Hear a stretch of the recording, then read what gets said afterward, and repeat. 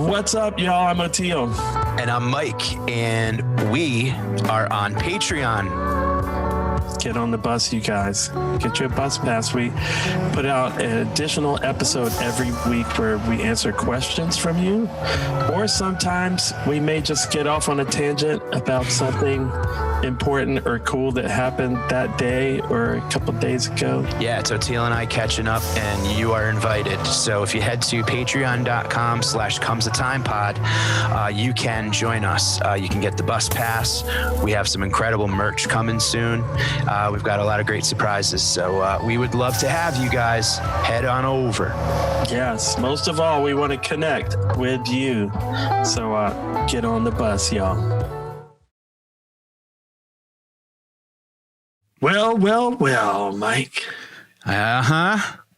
Exactly. Comes the time. Mike Finoia, Oteil, Burbridge. Today, I mean, I don't know. I feel like I'm smarter. For sure. This is a biggie for me. Lord, I wish my older brother was still alive.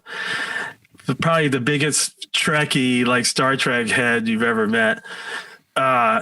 Today, we're putting our tinfoil hats proudly on because we're going to talk about extraterrestrials.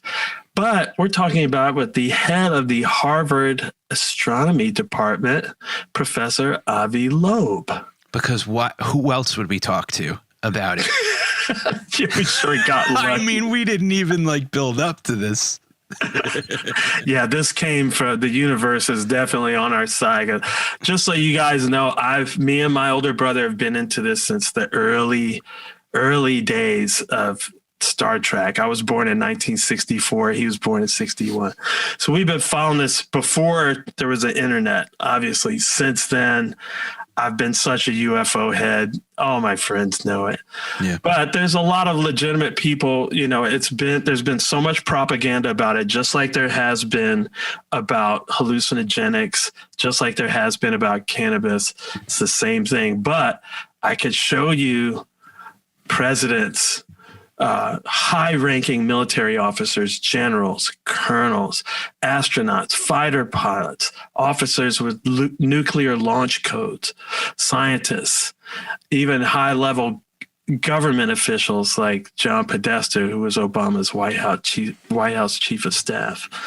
And then, with the recent Tic Tac stuff that came out with the fighter pilot David Fravor and Harry Reid and all this, the ATIP program. And now we have the Space Force, so now it's becoming more common. But, these guys have had this evidence with ground radar, air radar, reliable air witnesses, Yeah. So it's great now to at this point in time, just our first UFO guest to be the head of the Harvard Astronomy Department. And he's so great at he's not talking where you're going cross-eyed or you're checking out, Yeah, I had sent you a text that I was scared to have him on because sometimes my head hurts when people talk smart words, This is a guy, I swear, from the moment, and guys, you're going to know his name very, very soon. It's going to be, he's it's some groundbreaking stuff. And the fact that he was able to have such humility and such a sense of egolessness and talk at conversational, what do you say? He wanted to have a jazz, it was a jazz concert. That's what he said. He goes, I just want to improvise and have fun. He's such a cool, down to earth genius that he made something that is so uncomprehendable, easily digestible and oh, okay, I'm following. And right away we were we got to have him back as soon as possible. But man, what an unbelievable talk this was. And I'm stoked for you because I know that your brother and this was huge. And I've always loved UFOs. I know that we're not the only thing, there's sure. Stick your head in the ocean and you'll realize that we're not the only life. But the fact that I was stoked for you for this one. Yeah, it was. I love it when your dreams come true. They surpass what your dream is, Yeah. Like we talked about, okay, man, I was like, look, we got our own podcast. You into UFOs? Like, you were like, yeah, let's do it. So I had some UFO researchers that I really respect in mind. Yeah. And I texted one of them and they were like, oh, he's real busy. He's finishing his book, blah, blah, blah. I'm like, okay, and then I forget where this thing came down the line. I just sent it to my manager, Ben. I was like, long shot. Any chance he might be able to get this guy? He texted me, I got him. I'm like, what? No way. This is like the best. Harvard, you can't mess with. So enjoy. He's not talking down to you or over your head. No. His students are some of the luckiest students on this planet, man. This guy is beautiful, a beautiful heart and a beautiful mind. Yeah, absolutely. And you know what? There's a lot more beautiful episodes, guys, coming your way very soon. 2021, the time has come. We've got some whoppers, as if we haven't already had whoppers. We have whoppers with cheese coming. So enjoy this. Follow us on Patreon. Come hang out. Patreon.com/comesthetimepod. We're on Osiris, proud members of the family. Check out all the amazing podcasts at osirispod.com. Thank you. Enjoy. Buckle up. Put your hat on.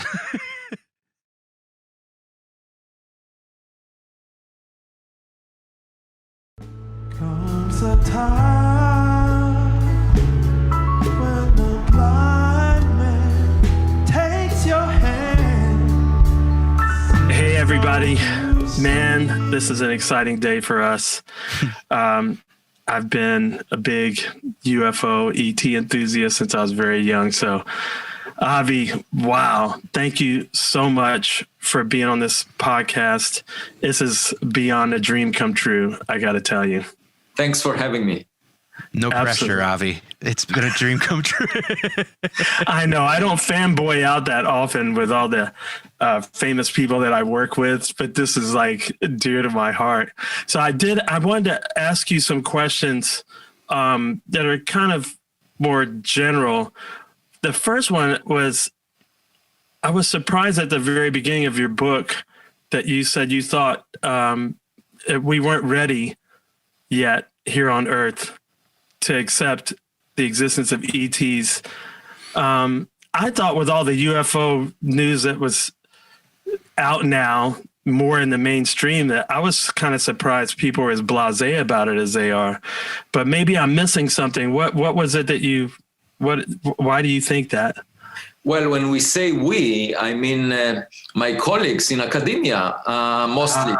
I think the general public has a better sense, and the general public is excited about this subject. The problem is really with the scientific community. We have the instruments, the tools, and we are planning for having even better telescopes in the future. We have the capacity to address this question, but for some reason my colleagues shy away from it. And that's really a puzzle to me, because the public is funding science, and science should not be an occupation of the elite. To me, it's a way of life. When a pipe gets clogged and I invite a plumber to fix it, I work together with the plumber, finding out, all the clues as to what might be wrong, and then we solve it. Now, it's exactly the same way that I approach all of my scientific projects. We collect clues, evidence, and we try to figure out what's going on. We learn about the world, and it's not about ourselves. It's not about preserving a good image or getting more likes on Twitter. It's understanding the world. And sometimes we make mistakes. We take risks in terms of interpretation of what we see, and we might be wrong. But it's just like kids. The way kids approach learning about the world is, they're not afraid of anything. They're just trying. And they are not attached to their ego. And unfortunately, the situation in academia right now at universities and scientific community is that people are very worried about their image. And, just like basketball coaches, they often say to their team members, they say, keep your eyes on the ball, not on the audience. But unfortunately, many of my colleagues pay attention to the audience more than the ball. Yeah. I mean, as a devout, I don't know it all. That's what I like to call myself. I'm proud to say I don't know much. And I think the people who are the most intelligent are the ones that admit they don't know everything. Exactly. And it's really an honor to hear you. It's phenomenal to hear you say that. Thank you. I think one thing you learn from looking at the universe, being an astronomer, is a sense of modesty, because, we're occupying a small piece of land here on Earth, and Earth is one out of 10 to the power 20 planets that are similar to it in the entire observable volume of the universe. So we're such a small piece of the big picture, and then we live for such a short time, and then we're gone. So how can you not be modest? And how can you pretend that we are unique and special and there is nobody else in the world, in the universe? That to me is very arrogant. Actually, my daughters, when they were infants, they tended to think that they're at the center of the world, they're unique and special. Then they went out to the street and they found other kids. They went to kindergarten and they got a better perspective. So we need to find out that there are others like us, that we are not really special before we mature as a civilization. Do you now do other scientists approach you more now that do, like, recently, and forgive me if I mispronounce it because my Hebrew isn't good, but the head of the Israeli space program, Haim Eshed, I'm not sure if that's the right pronunciation, but him coming out and saying all this stuff. And I would think that now that you came out into the public, maybe more scientists that have been hush hush or whatever might have approached you, or is it just? Well, okay, so I have an issue with Haim Eshed and what he came out with, because he just made statements without showing any evidence to support them. He was talking about a conspiracy, in government, but he didn't show any document to support it. And, I think it's the responsibility of reporters to ask for evidence before they report about someone saying something, because a lot of people may say that they are Napoleon, and then you check their ID and you look, you ask yourself, are they Napoleon? No, they're not. So if they keep arguing that, there is a special place for such people. And the point is, you can't just, obviously it's a free country, you can say whatever you want, but there is no point in discussing people that make statements without evidence, because otherwise we'll waste our time, just, listening to noise, things that have no substantiation. So the thing about doing science is that it should be guided by evidence. And, this object, Oumuamua, that we will discuss later, it was weird and it showed anomalies. And that's why I wrote this book. And that's why we are speaking. The other reason that we are speaking is because my colleagues are not really straightforward in discussing all the possibilities. They don't want to discuss the possibility of extraterrestrial technologies or intelligence. And to me, it sounds just like saying, I look at 1 + 1 = 2, and someone is telling me you're not supposed to mention 2 as a possibility, Yeah. That sounds to me like inappropriate. Do you feel like they're shy or apprehensive about talking about it at the risk of their ego being just proven wrong? Well, I think it's an issue related to the image that they want to portray. But also, there is a lot of literature, science fiction literature, that is not really credible scientifically, that violates the laws of physics. And I'm not a fan of science fiction that violates the laws of physics. I cannot enjoy it because things that do not look right to me when I read it, or look at a film like that. But the point is, imagine COVID-19 and people writing poetic books about it, like writing fiction about it and saying things that make no sense to you. Would that mean that scientists should not develop a vaccine for COVID-19 using the scientific method? Obviously not. So if there is a subject on which there is a literature that makes no sense, that doesn't mean that the scientific community should not use its instruments, telescopes, and so forth to address this question. And that's why I don't agree with my colleagues that shy away from it. I think part of it is elevating, the academic community sort of to say, we don't want to engage in a discussion on a topic that is of so great interest to the public, because then we'll hear all kinds of strange, ideas about it. I don't behave that way. First, I don't see any separation between the public and scientific work. I think on many occasions I get exceptional insights from people that do not have professional education, and I enjoy speaking with them. And second, I think we should not worry about ourselves. We should think about trying to understand nature. And if it happens that there are extraterrestrial civilization technologies and space junk, and we just avoid looking at it and avoid interpreting it correctly, then we remain ignorant. It doesn't change reality. It's just like when Galileo Galilei said, the earth moves around the sun based on what I see through my telescope. And philosophers said, we don't want to look through a telescope. And they put him in house arrest. And that maintained their ignorance. It didn't change the fact that the earth moves around the sun. Have you been aware anymore nowadays that you've kind of put this all out there of some of the people that have come forward before? Because, there's presidents, there's astronauts, there's all these military. Like a few years ago, it seemed like maybe agencies just gave them permission to go ahead and talk, because all of a sudden all these military guys are talking. And now we're actually starting to see some of the footage, like of the Tic Tac and stuff like that. And a lot of it that I hear, you have a pilot that is, not someone that we're going to expect to have hallucinations, or a number of pilots having a mass hallucination.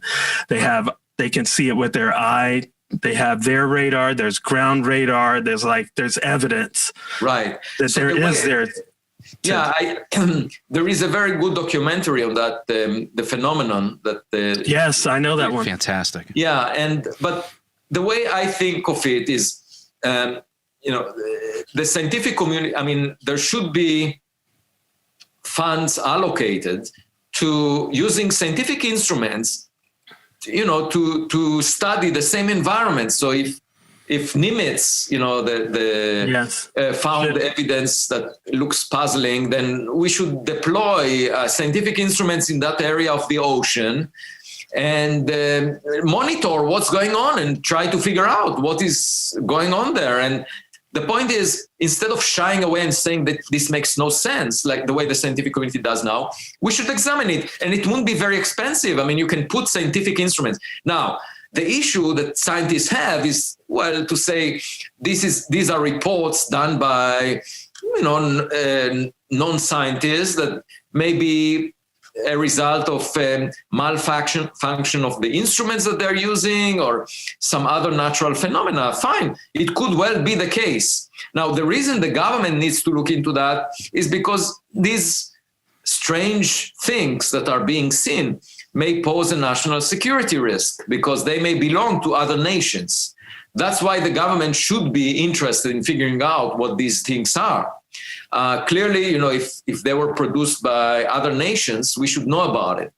But the scientists can check, with scientific instruments, what is really going on. And I think that should be done and should be funded rather than ridiculed.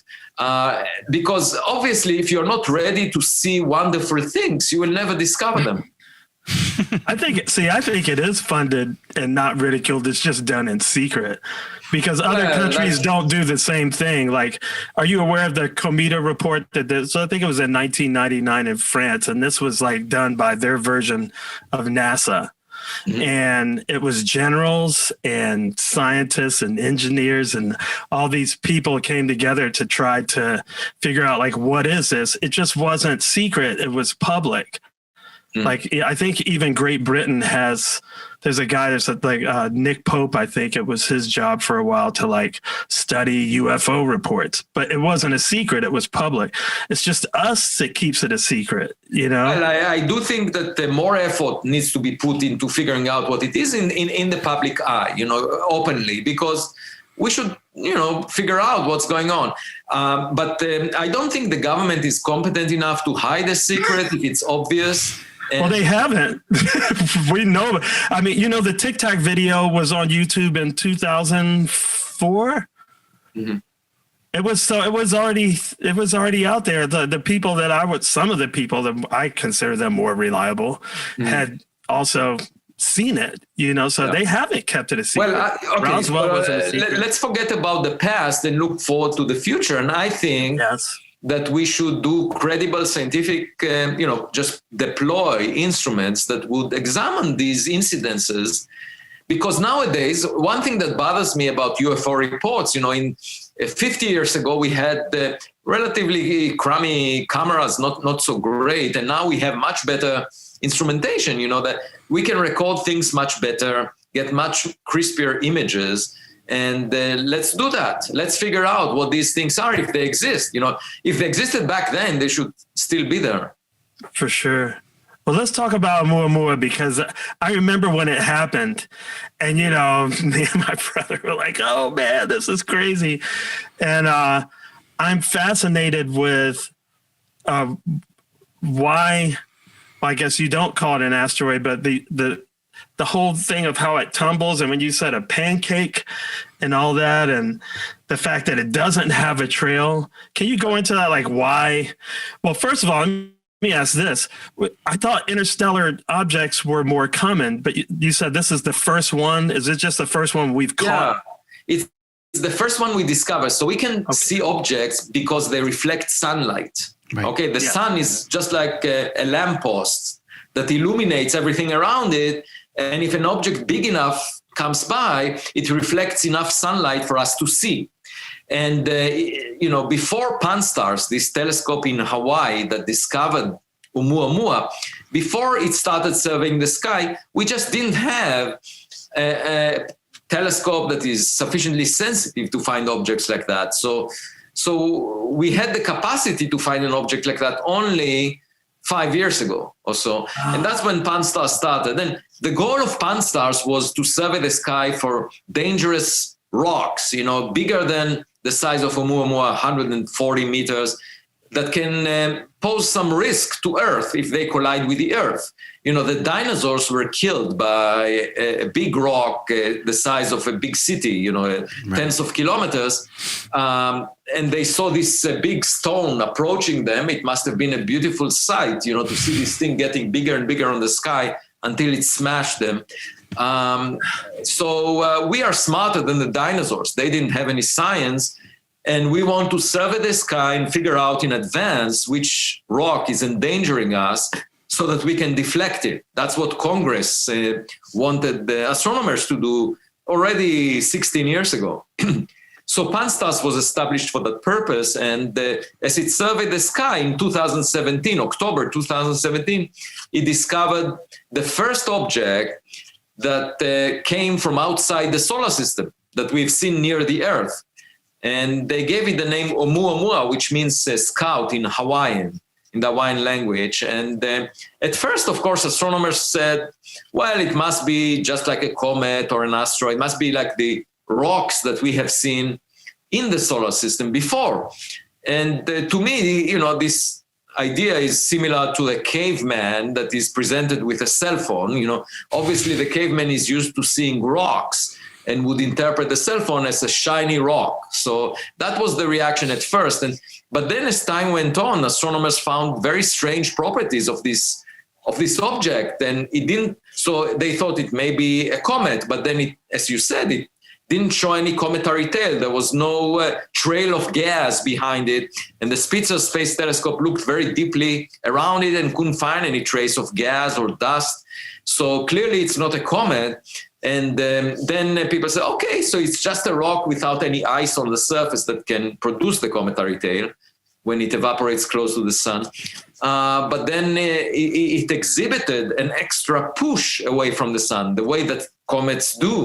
But there was no cometary tail to give it the rocket effect.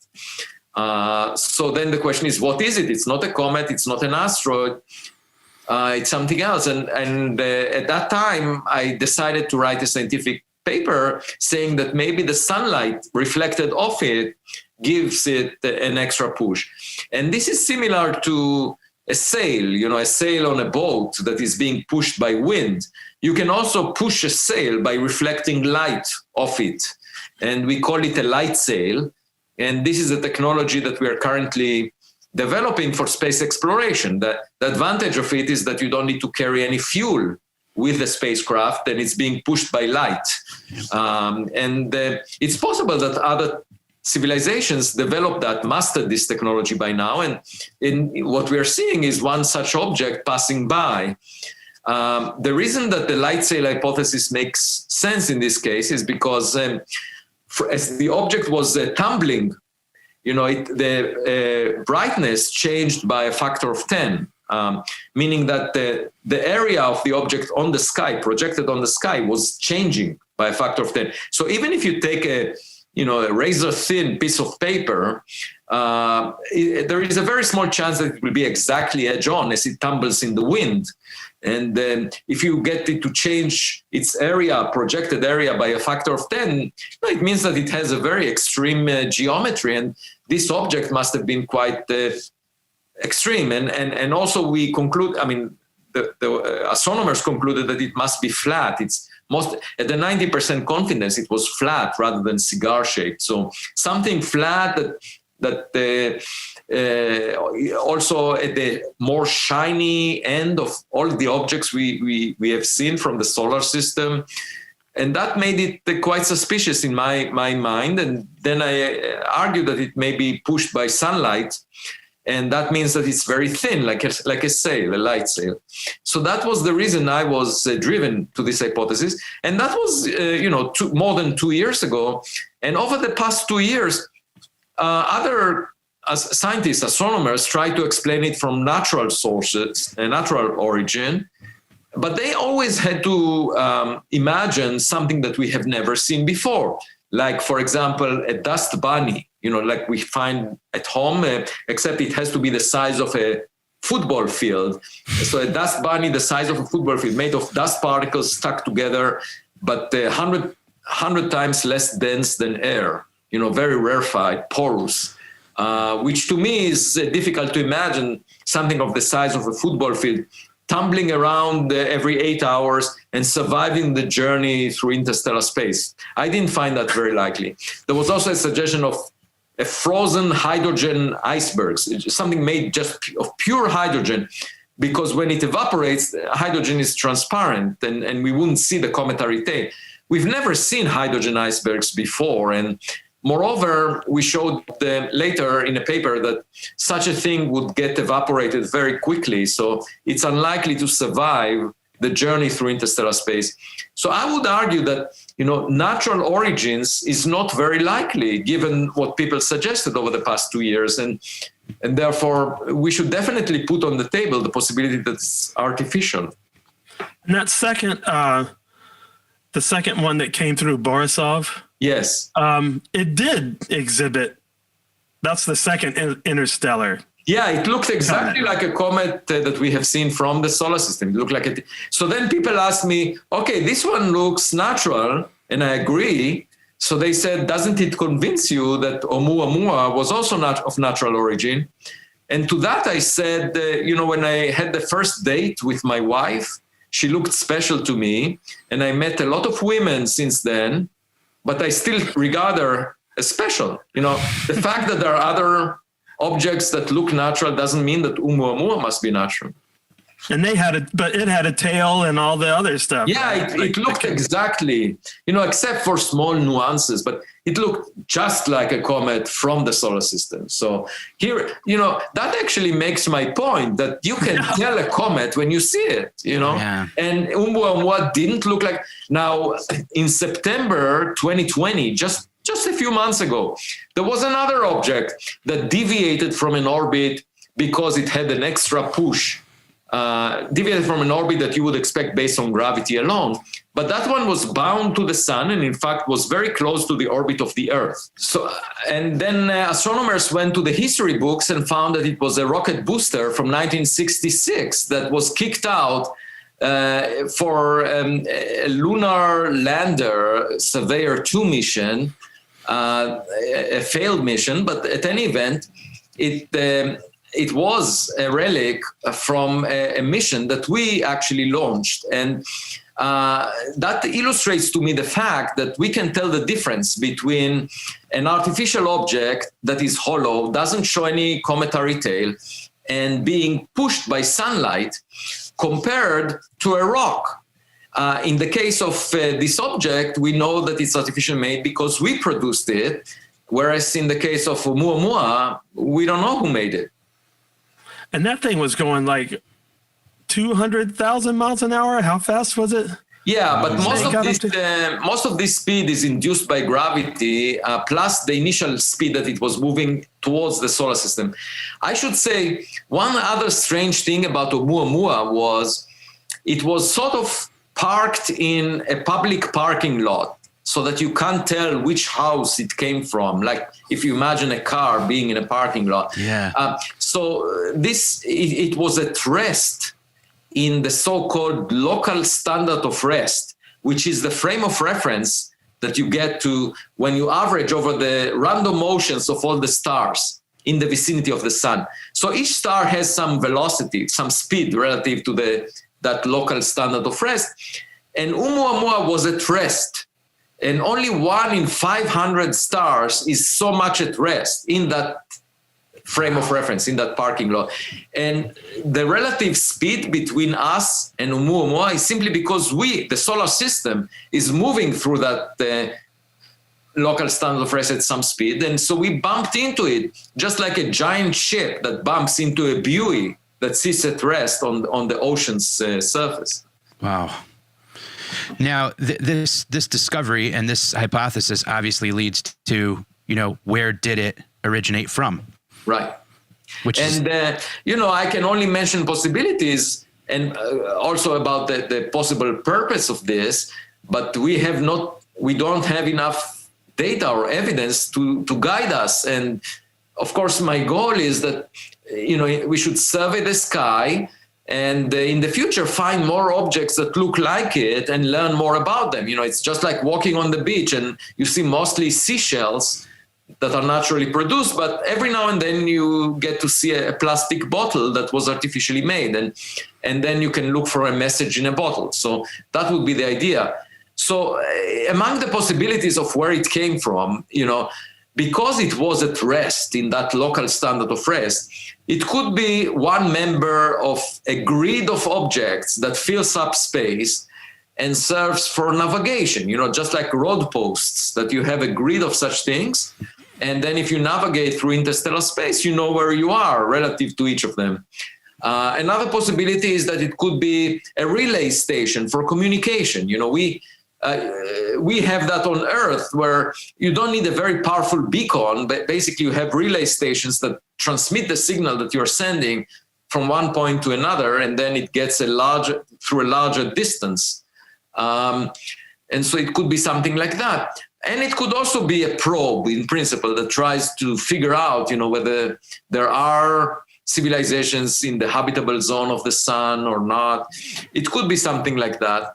But I think it's unlikely. I don't think that we are of particular interest. I don't think that we are very intelligent. If you open the morning newspaper, you realize you can't avoid the thought that, we are wasting so much energy and money and time on fighting each other. And, that is not a smart thing to do. We should work together. We should be kind to each other. We live for such a short time. Why not work together? This makes no sense to me. So clearly we are not, I would not say that we are the sharpest cookie in the jar that you can imagine, and also, if you imagine if you open a recipe book for cakes, You can start from the same ingredients like flour and sugar and other things and make very different cakes depending on how you put them together. Right. So, on the early Earth, there were these chemical ingredients. There was a soup of chemicals that ended up making, by random processes, making up all the life forms that we see today. But I have no doubt that if you mix these chemicals differently, you could get a better outcome, a cake that tastes better, than we are. And I think out of modesty, I would say that, we're not the smartest kid on the block. We're not a priority. No. I had the opportunity to visit the observatory on the Big Island of Hawaii, at Volcanoes National Park, and to be able to look up through those telescopes and just even no light pollution, just to be able to look up from that tiny little island floating in the Pacific. The first thing that crosses your mind is, I have no idea, and I love how much I don't know. Like, it's just how vast and amazing it is out there. The fact that anyone could have an idea that they know it all is just so ridiculous when you figure how vast and expansive it is. And it keeps growing by the day. Oteil, you sound amazing today.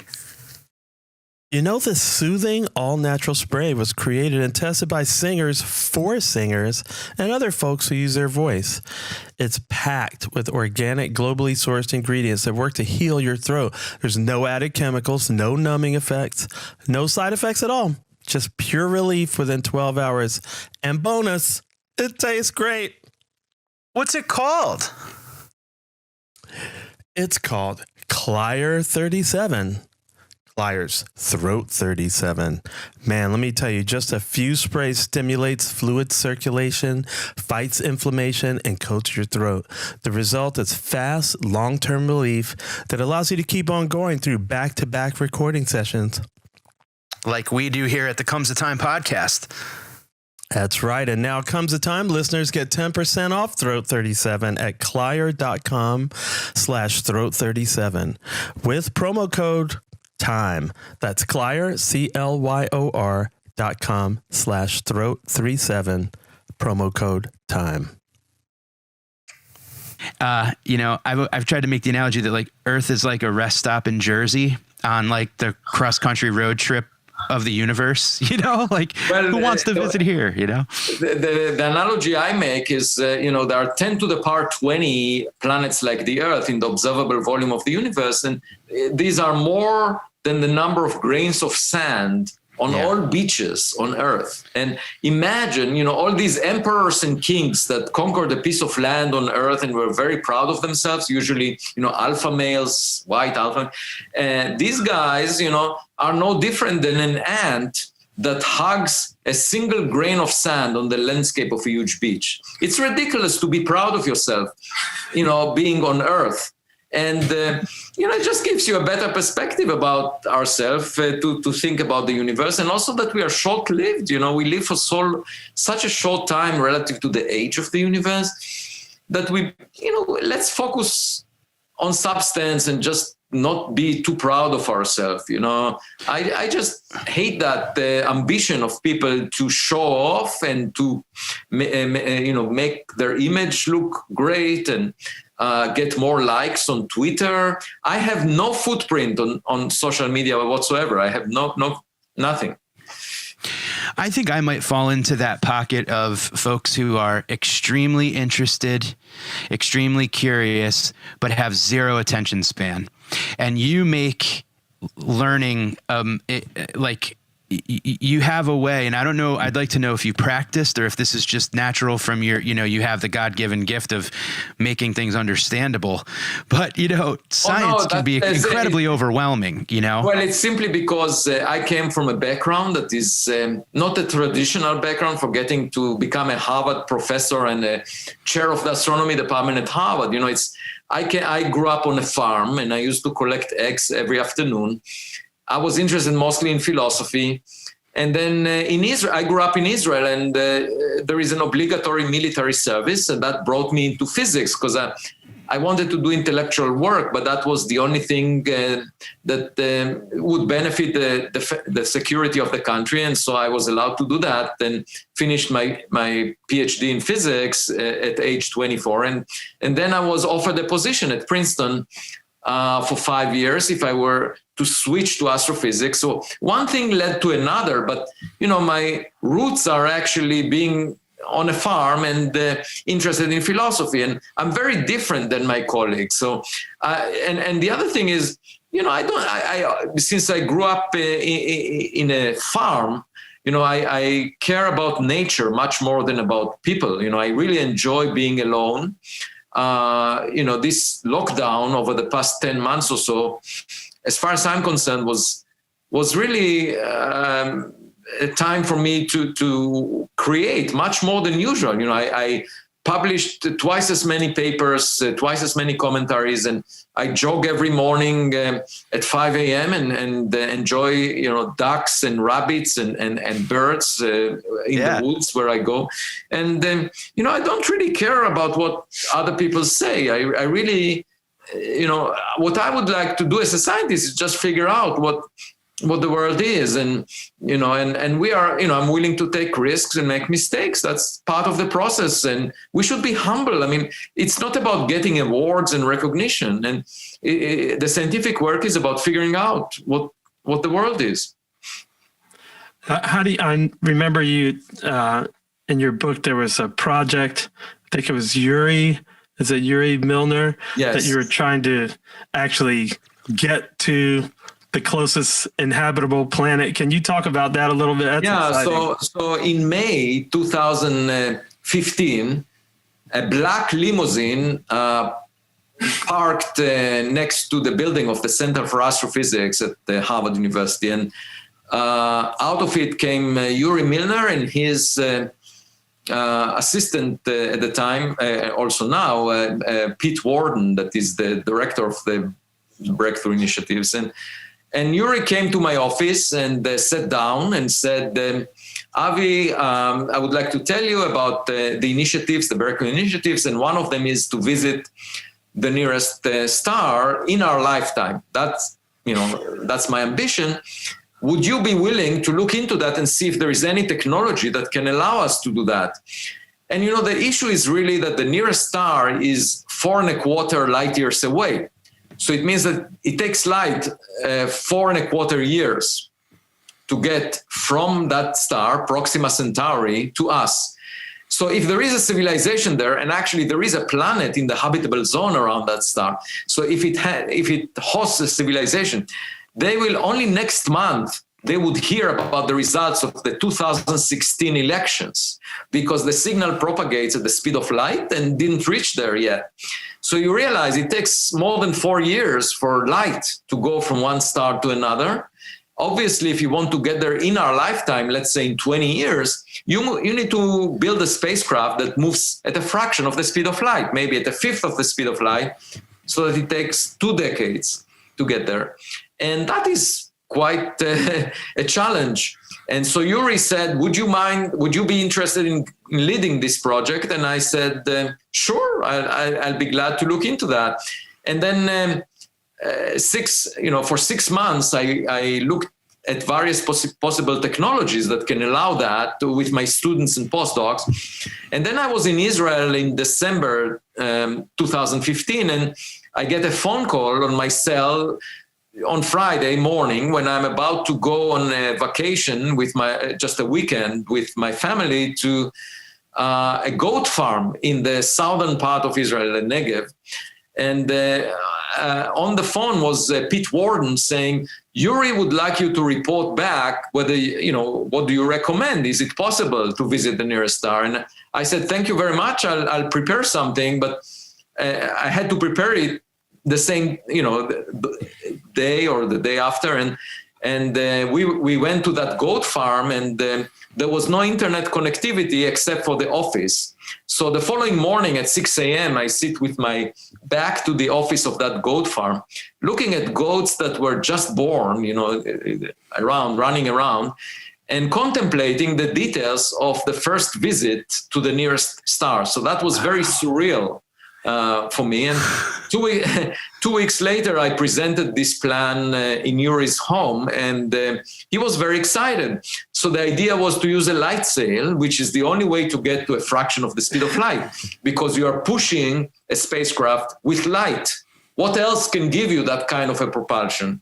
Only light can push you close to the speed of light, because anything else would not be able to chase the spacecraft. So we presented the concept of a very powerful laser beam focused on a light sail that has roughly the size of a person, and pushing it over a few minutes across a distance that is 5 times the distance to the moon, to a fraction of the speed of light. And that requires the payload and the spacecraft to weigh of order a gram or a few grams, which is potentially possible. You can make a light sail that is lightweight and also equip it with a camera, navigation device, communication device of the type that you find in a cell phone today. So that was the concept, and we announced it with Stephen Hawking also in New York City the following April, in April 2016, after several months of back and forth and many hours of discussion of the challenges and whether there are showstoppers. And we presented it, and that is called Starshot. That's the project.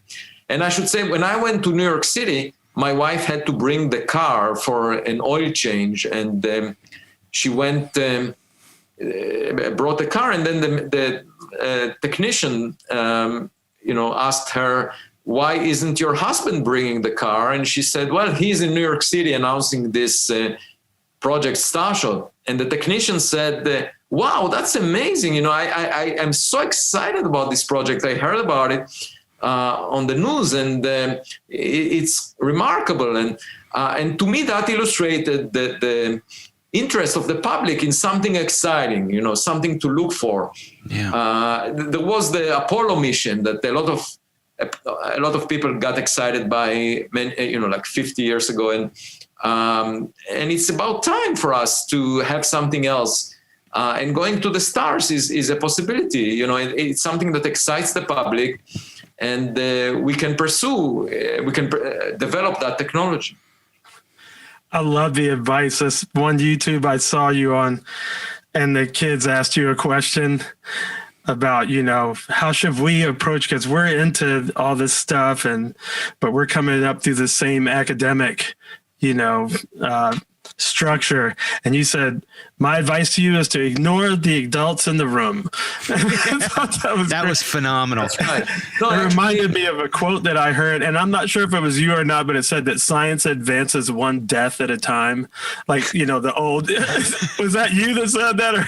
No, I would never talk about death as a plus, but I was asked by the Harvard newspaper called the Harvard Gazette, that's the Pravda, like the official newspaper of Harvard, just like Pravda is in Russia. And I was asked, what is the one thing you would change in the world? Which, is a very general question. And I replied, I wrote an essay about it, is saying that I would like my colleagues to behave more like kids. Because as kids, we are all curious about the world. We are taking risks. And we are not so attached to our egos, and I see that as a big problem right now in science, that people chase honors and try to preserve a very high-level image of themselves. And, one aspect of that is they do intellectual gymnastics. They just try to demonstrate that they are smart. But science is not about that. It's not about ourselves. It's trying to figure out nature. And it doesn't need to be a very sophisticated idea as long as it applies to nature, as long as it describes it. So I see that as a distraction, actually, the fact that much of the academic activity is geared towards intellectual gymnastics, and that sometimes the public doesn't care about. And very often it doesn't deal with reality, because, people work on subjects that have no experimental evidence whatsoever.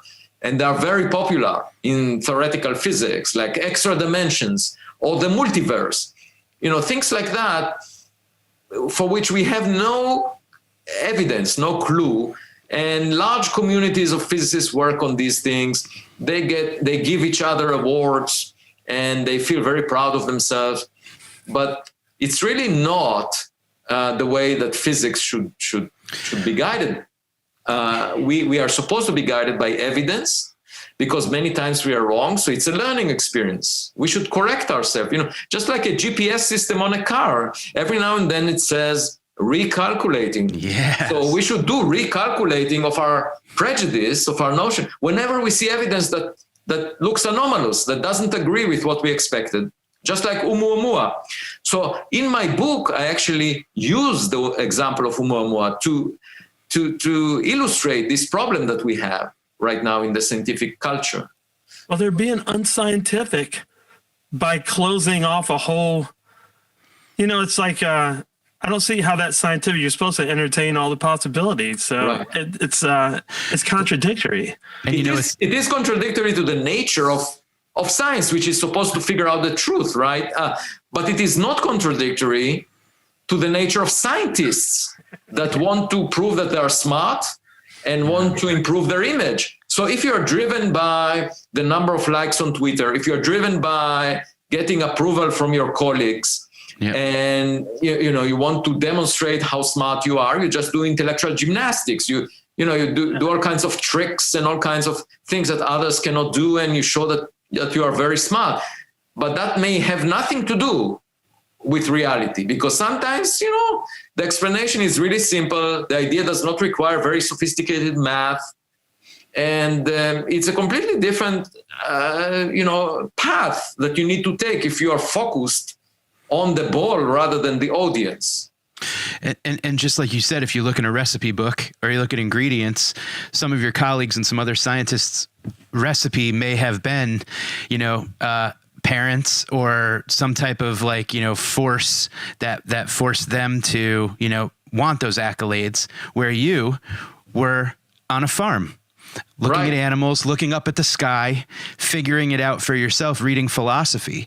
So it's amazing that you brought this with you on your journey, which makes you light years ahead, no pun intended, of some colleagues when it comes to not holding on to prejudice. Well, the only reason that we are talking is because my colleagues are not following what I regard as common sense. I don't see that what I'm doing is anything special or merits special attention. If everyone else around me would adapt to these principles, that should be the guiding light of scientific inquiry. If everyone else would agree to that, then I wouldn't be anything special, and we wouldn't be speaking because everyone would do the same thing. But unfortunately, it's not the case. And by putting blinders on our view, then we are missing part of reality. And that, I think that's a pity. And especially on a subject like, are we alone? That the public is so curious about. And the public funds science. So I don't understand, how is it possible? How do scientists dare to shy away from this subject if they have the instrumentation to address it? It's just inappropriate. I love how inclusive you are of the rest of us that are not scientists. And I think like Borisov, the second interstellar comet that they found, that guy was an amateur astronomer, right? He was an amateur astronomer. By the way, I don't think of myself as any different from any other person. I don't think science is an occupation of the elite. Let's put it this way. I think it's a way of life. It's a way of thinking about the world, trying to figure out what it is. And it has to start with a sense of modesty, because we have to admit that we're sometimes wrong. You can't be always, if you want to be always right, then you are very boring, because you are just repeating things that are already known. But if you work at the frontier and you're looking for new things, then you're wrong sometimes. Einstein, at the end of his career, in the 1930s, he was supposed to be the wisest, person around, and also at the end of his career, so he had a lot of experience. He wrote 3 papers that were completely wrong. He was saying black holes don't exist. He was saying gravitational waves do not exist.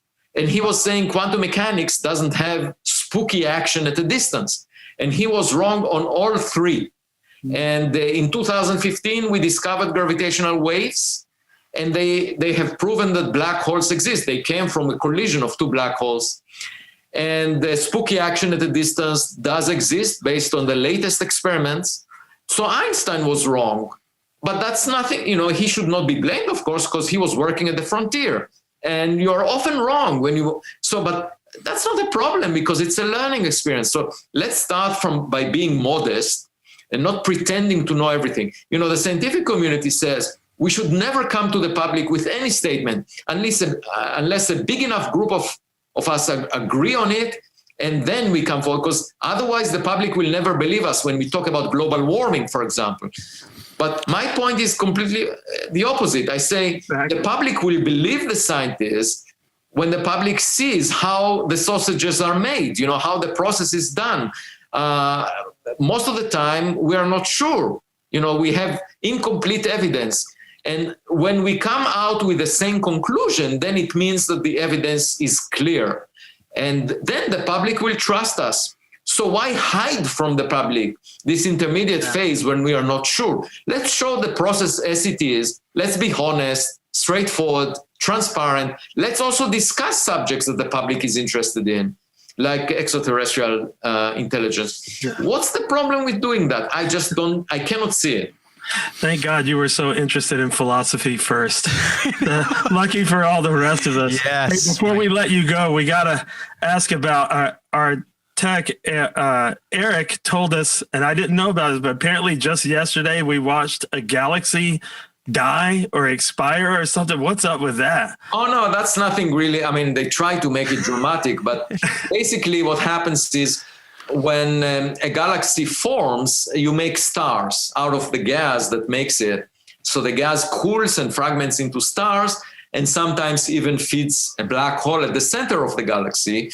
And as a result of these processes, there is a lot of energy being released, and that pushes out some gas. And, so very often it's just like a baby that is being fed, and then the baby becomes so energetic that it clears the food off the table. And so that's what they mean by seeing the food being thrown out of the table from that galaxy, and so it's, okay, so we've seen a very energetic baby throwing the food off the table, and that's what it is. So where can we, please tell me by the name of your book, where we can, is it out yet? So the name of the book is Extraterrestrial. It's available on Amazon for pre-order or any other place that sells books. And it will come out officially on the 26th of January. It's already ranked as bestseller in some categories, and there is a lot of interest. And I should tell you, I was invited for about 100 podcasts by now, and there were 6 filmmakers and producers from Hollywood that contacted me over the past few days. That was a surprise that there was so much attention. I just told my literary agent that if there is a film made out of the book, I want Brad Pitt to pay. You want Brad Pitt to play a Muamua? You bring such an unbelievable, like, it seems like we're drawn to, and guests are drawn to us in this. We have this overarching common sense is like the mantra of the podcast. Mm-hmm. Whether we're talking to a comedian, yourself, a therapist, where we are in the world's history, and where we are from, common sense and vulnerability and transparency and all that. You said quite a bit. We've talked about extraterrestrial life. Before you go, any thoughts on life here on Earth and what we need to do to make it a little better? You're the smartest person we've had. So my message is really simple. Be modest, be kind to other people, because you are not superior. You are never superior. All the differences between us as people are really minuscule. They're really, I cannot understand how people can feel superior relative to each other when we are all, Oscar Wilde said, we are all in the gutters, but some of us are looking at the stars. That gives you a better perspective, Yeah. So that's the first thing I would say. And second, just be genuine, authentic, and be curious about the world, and not so much think about yourself. science is all about a dialogue with nature. It's not a monologue. It's not us telling nature what it's supposed to be. It's figuring out based on the evidence that we get what it is. So, it comes together with modesty. You are not supposed to know everything until nature tells you what it's like. That's excellent. We know you have to go. Would you ever consider coming back and talking? I know you're going to be very busy making a movie with Brad Pitt, but I would like to talk about philosophy and life on the farm if you ever have Sure, time. I'd be delighted. I had a great time, but I will condition it. I would like to hear Otil play a segment. Oh, well, I could. I'll grab my banjo and play us out, Otil. I'll have something. Well, I can't do it right now because I have my. I would enjoy that much more than listening to myself speaking. Why don't you should do it for me, where Otil, you play to Avi speaking. Now that is a podcast I'll listen to. Well, thank you so much, and stay safe, and congratulations. Thank you for inviting me. Anytime. Bye-bye. Bye.